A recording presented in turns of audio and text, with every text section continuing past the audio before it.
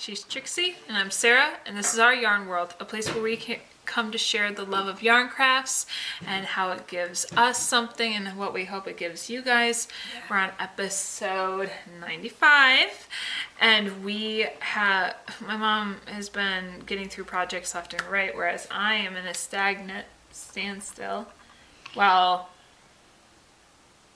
finally getting something that I've been really needing for a project and now not knowing what to do about it. But we will talk about that. And the reason I ended up having so many things done is because we missed last week. So there are things in there from having that extra time. Yep. So first things first, let me show you the beauty of the tulip blanket. And I did get it done before the 21st or the first day of spring, so I'm so excited. But yep, this is the blanket itself and the beautiful border. So yes, we have accomplished it. This is done. And I am so happy about it. I enjoyed it, but if I never do it again, it'll be okay. I have tried it, right? That's the goal, is to try new things. My daughter laughs at me. Okay. I get it. Then I picked up some cotton. I've had cotton in my room for a while now, thinking that I'm never going to really use it. But I decided to pick it up and double strand it to make it a little thicker, maybe absorb a little bit more. As a towel? And I have heard that cotton absorbs 27% more than any other thing. So I was going to make a dishcloth. That was my full intention, but I just kept going. So it ended up being a dish towel. I mean, that works. So I can hang this on my oven door, and it's going to be there to wipe your hands off or whatever you need to do, even just to look pretty. You made a practical use item. Yes. Like granted, blankets are practical. I'm not saying that they're not, but like this is actually like an active, used, workwear stuff. Yeah. It's kind of cool. So 5mm double-stranded cotton, and I think I did a half double crochet. Okay. So, all right. Then my husband and I went to Frankenmuth on Saturday, this couple days ago, 4 days ago, and I brought my cotton along again because I figured I could make something else. And this time I wanted to make a dishcloth. So I kind of just measured it according to my hand size and then just started going until it made a square. And if you don't know that trick, you just measure it against itself, corner to corner until it finally makes a perfect triangle. Then you know you have a perfect square. Yeah. So, and half double crochet in that one too. Didn't take me even as long as I went there. It didn't even take me as long as that. So, quick, easy project. Double-stranded again, so it marled, and I love that look. And now I have that to use as well. Do you think this is going to become more of a thing to be able to make things that you're going to use instead of buying things? I think so. I do have cotton. When I go out to thrift stores, they put a variety of different weights and kinds of yarn into a bag, and they just sell it as a whole thing. And so I just kind of separate it out into my different bins when I get home, and then when I have enough, I start using it. And that's what I've been doing. So that's where I've been getting my cottons, is just from those Goodwill runs. Because I was told there's a really cool pattern to make homemade loofahs. Oh, yeah. Using softer cottons that do have the absorbent, but they're not as scratchy. Yeah. And you can make them, but these are loofahs that look like loofahs. They're the ball with all the frill that are frilling around it itself and da da da. But you can throw them in the washing machine and dryer and then reuse them, and they don't age, they don't mold, they don't collect bacteria. And that's what we can do with this towel and this dishcloth too. Reusable is good. So, and also the soap bar bags. Making the little like net bag that you put the soap bar in to give it more traction to be able to be and make it like it's a mesh. Yeah, kind of like a soap bar that's inside a washcloth. Yeah. That can be used for traction against the skin, but it's just all in one. Yeah, one unit. So that's awesome too. And then on that same note, we have in my Goodwill thrifting things. I have been getting these sachets and the bags as well, and I finally had enough to just start doing something with them. Well, I don't particularly want to do the scarves that their intended uses for. Yeah. So and it is more of a ribbon yarn, more of a loose, just kind of. Let's see if we can get this so it's to pull apart. Yeah, kind of a. But what I do is I just work it as if it's just a yarn, like a 5-weight. And it's really kind of a cool texture how this is like. Yeah, and actually it's a 6-weight. It's a 6-weight when it's all together like this. Yeah, yeah. And so I have all different colors and everything. You'd be amazed. I have this. I've got this. This is going to be the end of it. You'd be amazed how many people buy this type of yarn with good intentions and then never use it. Yeah. I'm sorry. And it's still in the labels. I mean, it's still really, really good stuff. And it has, let's see.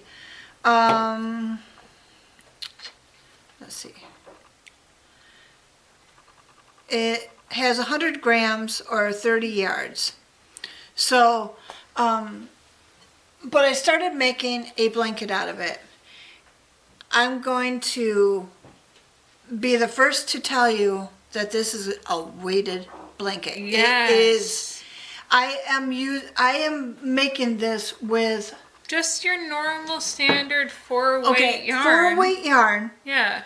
Plus the 6-weight of the ribbon yarn. I call it ribbon yarn. Of the sachet. And I have gone, I had them all laid out on my table, and I probably had 30 of them, and I laid them all out on a table in a pleasing array of color, and so far, this is what I've gotten. This is insane. And now I'm down into the purples, and then it will go into more of the magentas and the ending colors. These are the ending colors. So I don't know. It's going to be just a hodgepodge, but it's beautiful. It's sparkly. It's got that marled look because you've got the other yarn in it, but it's so heavy duty. When you have it on you, you feel the weight of it. And I had my husband even pick it up, and he's like, wow, that is really heavy. And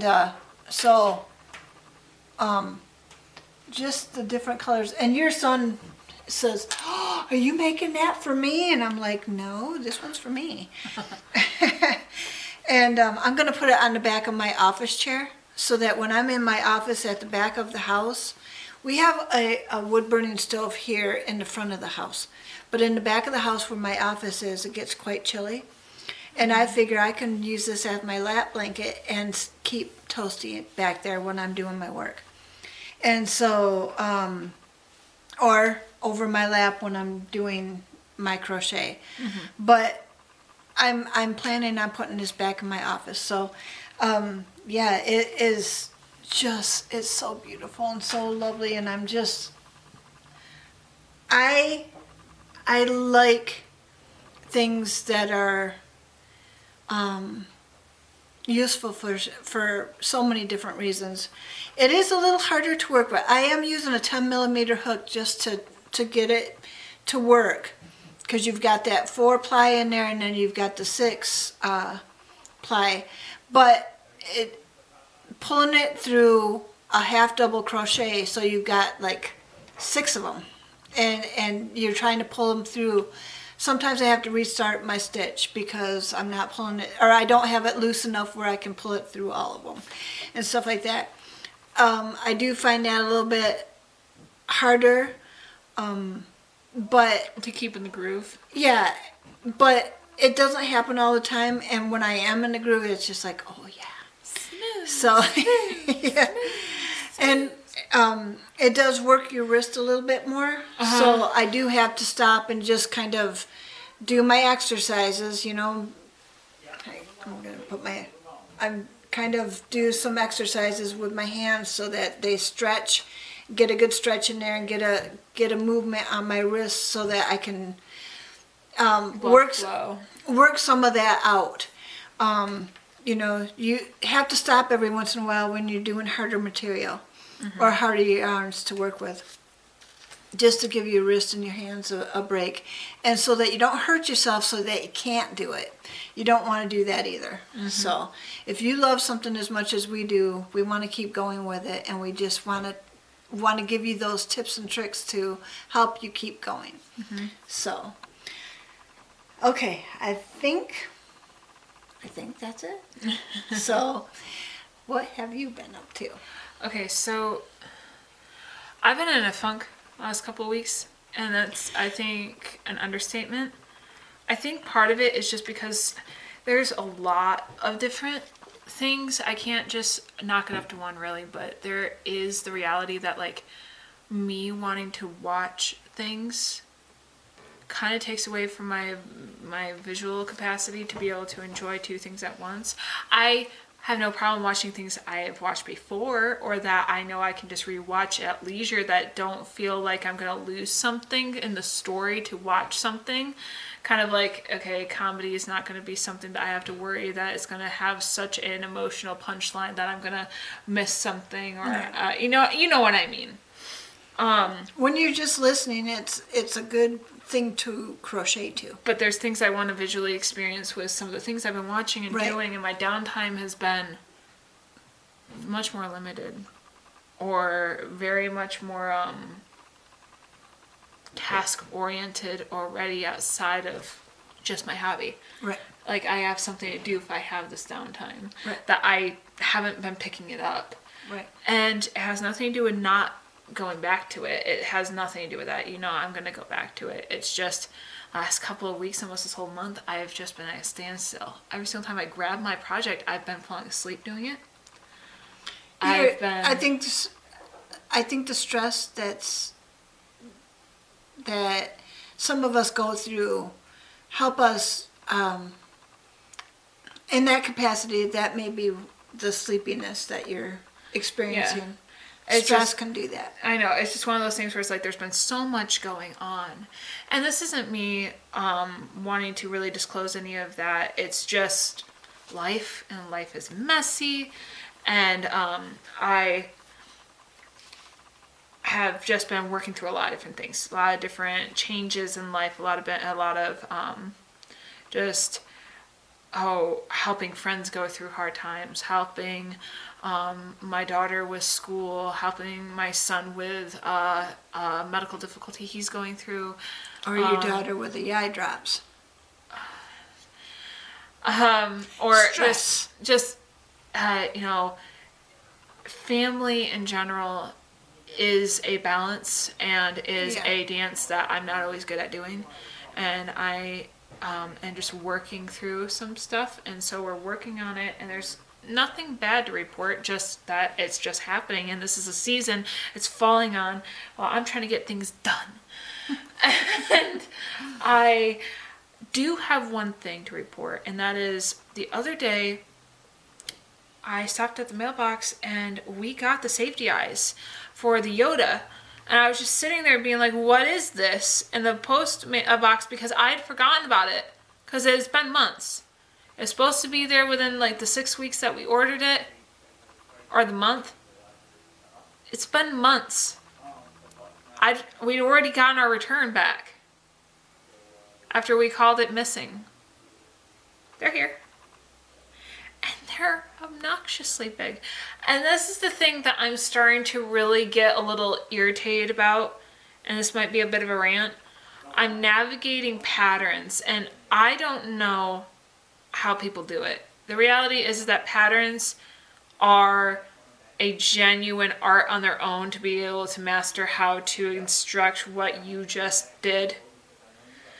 It's a lot of organization. It's a lot of trial and error. There is making it yourself, trying to write it down as you're doing it, trying to remember how you did it, trying to read your work to see if you can write it down. After you try to do that, have someone else test it and see if they come out with the same product. Da da da da da da da da da da da. It's tech writers to write it for you. It's a lot of work. So I'm not saying that people that manage to do it on their own, it isn't its own feat. And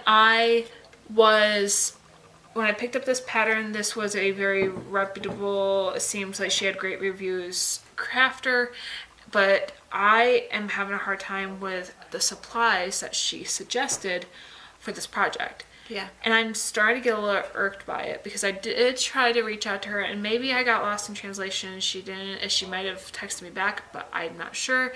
But I'm trying to make this little Yoda project, and I've been working on the clothes and I've been working on this, the body, and I got this portion done, and now I have to make the head, and we've been waiting for the eyes. And on the pattern, it said 2 by 3 centimeters safety eyes. In the United States, where I am, our safety eyes normally are crafted by millimeters, not centimeters. So I went into the Google search engine and I did a conversion as to what is in millimeters this centimeters rating for the safety eyes, and it said 60 millimeters. My husband did it. I know my friend did it too to make sure that we were right, but I couldn't find eyes that were reading at 60 millimeters. So I did look. I did put in 2 by 3 centimeter safety eyes as well, thinking maybe this really is a thing and I just need to look. I had no reading. So I was sitting there being like, where did she get this from? Now the crafter was an Etsy crafter. So I'm sitting there being like, maybe she's assuming that I'm supposed to be getting these off of Etsy. Right. So me and my husband on our own time we're looking up different because my Etsy account is already kind of like centered around very specific things. He goes in as a guest and sometimes he gets much more of a broader range of markets and store places that I don't because of just what my FYP is kind of starting to create its own engine on what it thinks I'm going to want. Yeah. So I have a hard time sometimes finding my stuff. This was really the only thing that we were able to find was this crafter that made these eyes from hand, which is fantastic. These really do look good, by the way. Like nothing about the product am I mad about. Me and my mom measured it. These are 60 millimeters. She gave me what I asked for. But these eyes are so big. They look like sunglasses. Yes. This is supposed to be for this little guy. Based off of the pattern. Yeah. And I've been waiting. I'm just not seeing it. And here's the thing. I'm using a weight of yarn that's already bigger than what I think the pattern already said. I think they wanted me to use like a 3 weight and I'm using a 4 weight. So I'm already going outside the parameters of what this pattern was supposed to be by like a half a measurement up to its down. But I was trying to get the right size eyes to it and recognizing I might have had to tighten something in or something to try to make it work, thinking that that's all I was going to have to do to alter. I don't know how these are meant to work. And I recognize that the Yoda character does have real big eyes. That's not it. Grogu or Baby Yoda, whatever you want to call him, and even the other creature in the Star Wars universe that is this alien species, they do have big eyes. I'm not saying that they don't. But the proportion size of the body to these eyes is so dramatic. And I haven't started on the head. So I don't really know if the eye sockets are genuinely able to capacitate this thing. And some of this is actually supposed to be inside the socket. Maybe. Because I actually have to make eye sockets for this head. Maybe that's what it is. So I might have to actually be taking these and placing these inside the socket. And that's supposed to hold, like, where I'm seeing it more like this. Yeah. You know what I mean? Yeah. And I recognize that. In my head, I know this. So maybe it is going to work. Yes. And I've already kind of planned that. I was already have the intentions that if I was going to get these, I was going to make these work. So no matter what altercation I have to do to make the sockets possibly bigger for these eyes to still fit, right. I will still do. Yeah. I will alter the pattern for the sake of the eyes to be able to fit them into the socket by making my own sockets. Yeah. If they don't fit in comparison to the eye opening. Right. I'll make it work. I'm just... Because the inside of the head will be something that I have full range of for quite a bit of the crafting of the head for me to be able to kind of like work inside and on the outside than most of my head constructions I've ever done before because of the way that she's constructed the head starting from the neck. Okay. It's not coming from the crown down, it's from the bottom up. Okay. So I will have, it'll be like a bowl going up and then I'll be doing the tone of the head last. Okay. So I'll have more range to see inside the mouth, see inside the nose, see inside, like... Yeah. It's kind of like clay. I would be able to mold it going... upward. Up, then down, because normally it's not that way. Right. So it is what it is. It will be fine. And she did that with these too, didn't she? I'm just saying, sometimes I've been doing projects where it's the exact opposite. Right. So I'm learning. So I'm just working through it. I'm trying to stay motivated. And that's just the whole thing is, like I said, every single time I pick up a project, I keep falling asleep doing it. It's like it relaxes me. And it does the exact opposite. I fall asleep doing it. I have to, it's like all my downtime that if it isn't high activity, high stuff, I'm falling asleep. I'm just so tired from all the stuff that's going on. So I haven't been able to offer up a lot of my downtime to this in the way that I have done before. And I think I honestly crashed from all the project heavy stuff during Christmas. Oh yeah. Because I did a lot. You did. You always do. And I think that I just crashed. Yeah. And I'm not saying that, I mean, it's going on the third month. I'm not saying that I won't get things done. Because I want to get the other tulip thing to match that. And I want to get the rooster done so that I can give the rooster and this over to my family. And I want to get Arlene's blanket done. And I want to get things done like I do. Just don't add any more onto it. I know. I want to get 2 patterns for the dolls I want to make for myself because I said I was going to do that this year too. Make things that I get to keep. So that's the stuff that I do have in mind. Yeah. And now have a little bit more of a budget for right now. And I'm excited about that. But Arlene gave me weighted blanket beads. Oh. She bought... So Arlene is my mother-in-law. She bought beads, 30 pounds worth of these beads that are weighted blanket beads to make a homemade weighted blanket for her mother, who by the time she bought them ended up passing away. So she gave me boxes of these plastic beads that can be washed in the washing machine if you put them inside a project. Wow. And she thought that maybe however I use them, whether I use it to weight down the bottom of a toy so that it will stay up. Oh, yeah. All kinds of uses. How I could use that to make dangly things that move more than just having the wire, whether I want to make it for sensory things for my children or even a blanket. Oh my gosh, and she just gave me 30 pounds worth of it. Yay. So I have been receiving things that have been having my wheels turning, regardless of whether I've had the the energy to execute it. I have been been given a lot of different resources that I'm really excited to possibly share and brainstorm with you how we might be able to make things. Because I was thinking, I'm making the bulb still of the tulip bulb that I'm making. And I plan to make very specific designs on it to make it look like a bulb. Yeah. Like on it where it's like different aligned patterns and sequences. But I was thinking I could have it where it has that weighted aspect to it so it'll sit. Yeah. Yeah. But I still want to have it where I have some of the roots come down and make it look like its legs. Yeah. And have little arms sticking out of it. Like it's so fun. This is going to be so fun. So I do have ideas, and I'm not just lacklustering on them. I just haven't been able to execute them because I've been so tired. Yeah. And so let me know what you think. These are really cool though. Like, this is my hand comparison to my hand. Like it's really neat. But yeah, she really did a good job. This crafter does make these eyes of all different sizes. And she's one of the only ones on Etsy that did it.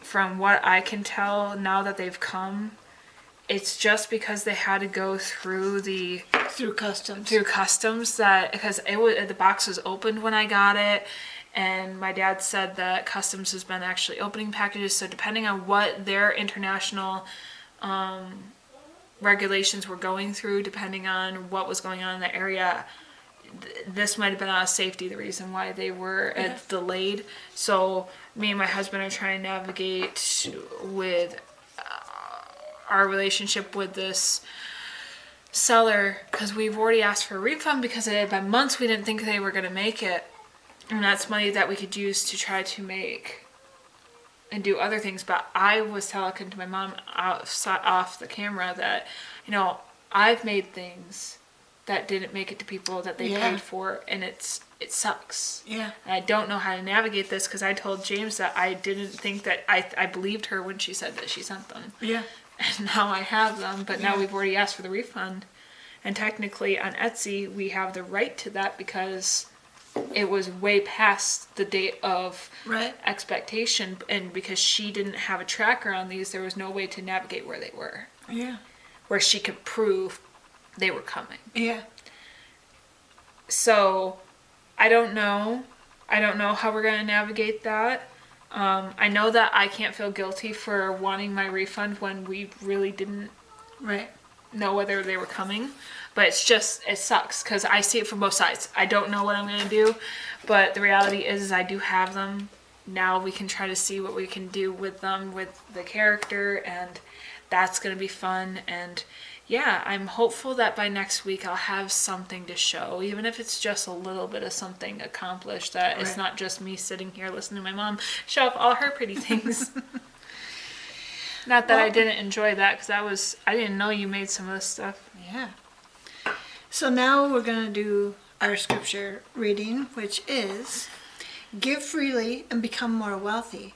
Be stingy and lose everything. Mm-hmm. Proverbs 11:24 in the New Living Translation. So, give freely and become more wealthy. I feel like that belongs, it's not just a money deal. It's you giving your time, your talent, your hobbies, your friendship, giving your friendship to other people, giving kindness to people, giving blessings to other people that maybe they couldn't do themselves, but you can. And you become more wealthy. You get that stuff in return. Mm-hmm. You get these things from other people that may not be money. It may be just a thing that they can do for you, that you're doing for them, later on down the road or whatever. And the second part of this is be stingy and lose everything. If you're stingy with your time, your talents, your hobbies, your whatever it is, your friendships, your kindness, if you're stingy with all those things, you're going to lose everything. And so I just thought that was a different way of putting it that we could maybe associate to. Not everything is about money. And a lot of things in the Bible don't pertain to money at all. It's more of a person's how they give of themselves. And so I just thought that was a good one to reiterate that. I'm always trying to encourage each of us, including myself, to be more kind towards others, to do for others, and to make time for others, and to do whatever you can. You have to make time for yourself too, but that don't make it so much that you're outweighing the good that you could do for others. Mm-hmm. I feel like certain words are used in the Bible to be more of a mental illustration than a physical, like taking it literally. So like when I see wealth, it's just abundance. If wealth is a richness of something. Yeah. It's a richness, like wealth of money, wealth of, plants, wealth of,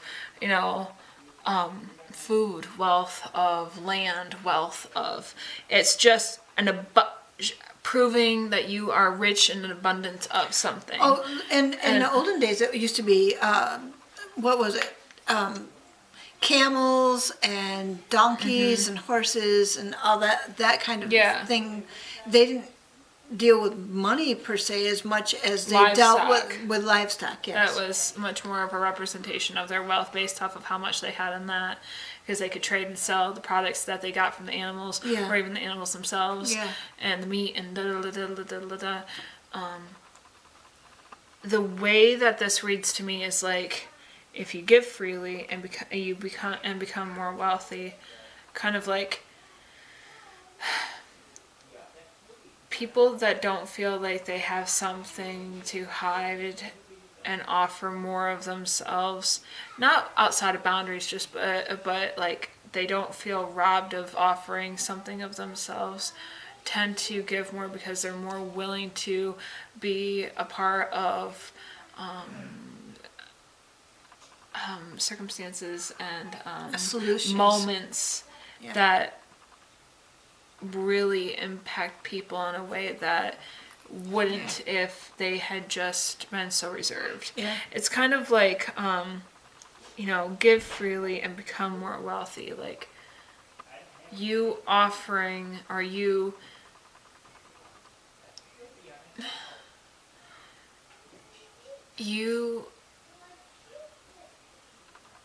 can prove your heart in how you give. Yes. And in doing so, you prove how much you have in your heart by how much you give. Yeah. And that proves your intentions and your behaviors and who you are as your character. Yeah. Than someone who is guarded and shut off. They are not going to have much because they, and everyone has the reasons for why they're guarded, but it is just straight truth. This is a natural cause and effect, right? Like, if you give of your heart, you're bound to have fruit of someone who has a giving heart. Then someone who is stingy is going to reap the losses of never having planted anything. Right. It's kind of like, you reap what you sow. If you're not sowing anything, then you're not going to get anything. Right. You got to write letters to get them, right? You got to be friendly to be a friend, or to get friends. Yeah, kind of like that. But there's just that reality of this isn't permission to not have boundaries or not to be able to set limits of like you saying that you can't do every potluck, or you saying you can't be a part of every church event? Are you saying that you can't be a part of everything? Doesn't mean that you're not giving freely. You're giving within your means and showing your heart for the things that do matter to you, and that does come back and bear fruit. People that are closed off to everything and are stingy, and even some of the richest people that don't let their wealth define them and give freely, compared to people that are stingy, their money goes stale and then it's not worth anything because... Well, people stop asking them for anything and then they don't get anything either. Yeah, I mean, it's just, there's no way to be able to build relationship off of nothing. No, yeah. Yeah, that's so true. And so it's a very interesting verse, because for as straightforward as it is, I know people... I don't ever mean to over-explain, but I know people that have been abused by this idea that love lacks boundaries. You have to give of yourself so completely that you're not allowed to have any of it for yourself. You're never allowed to have self-care or self-love or anything. And there's and you're not being, and by definition, you're not being stingy to have boundaries. It's your fruits that bear... it's your what you're sowing that bears the fruits of who you are, and depending on where you're willing to throw what you have to offer proves how rich and wealthy you are. If you're going to be stingy on the things that could really benefit people that you have an abundance of, it's going to prove how you operate in your heart towards people that could benefit from what you have and you weren't willing to give. Yeah. And those opportunities speak for themselves, is pretty much what I feel this verse is saying. Give freely and become more wealthy, be stingy and lose everything. Proverbs 11:24, New Living Translation. Yes. And with that, I think we have said what we've needed to say. And we will be back with you next week. Episode 96. We're getting closer to that 100. Yeah, yes we are. And it's going to be fun. Yeah. Got things to do. I got to get busy. Because There you go. episode 100, we have stuff to show you. Yes. We're very excited about. Yes. So, as always, we love you guys. We hope that you guys have a good rest of your day. Thank you for sticking around, and anyone who stayed to the end of our rambling, thank you. We enjoy making these videos, and we continue to plan to continue making them. Not to be so redundant, I am just obviously very tired.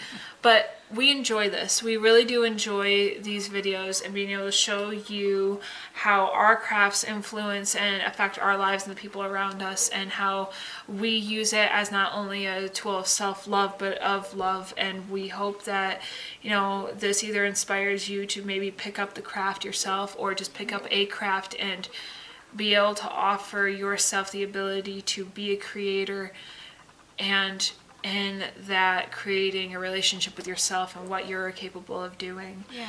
We hope that you have enjoyed today's episode, and as always, we love you, and we hope that you stitch your way To mental health.